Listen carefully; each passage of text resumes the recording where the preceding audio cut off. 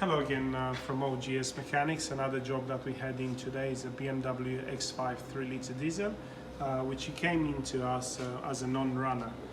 Basically the car had some work done previously, some injector replaced as we understood, and ever since the customer was struggling, the car was misfiring, running rough, up to one point where it completely shut down and it wouldn't start again.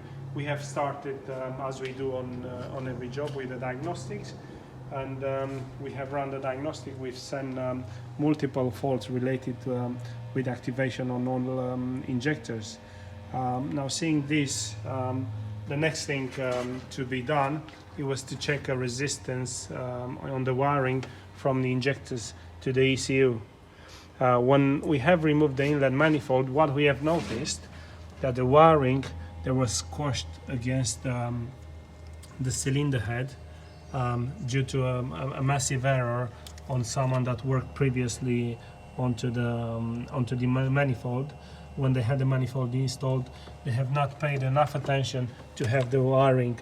At the moment, actually, some clips are missing. There's a plastic trunking that is missing, that is holding the wiring in place.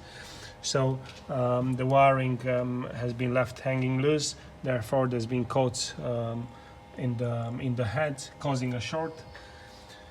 And this has rendered it's quite a major problem, because this shortcut, what he has done, he had caused internal problem in the engine ECU. So even upon rectifying the shortcut, so we put the wires in distance, so they're not shorting. The fault is still present. We have checked the injector resistance and they all seem to be fine. And unfortunately, this error has cost the customer a new ECU. So this is what it will have to be done.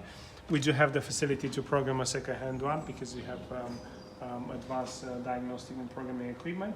However, this is not going to be a cheap job, but it can be fixed.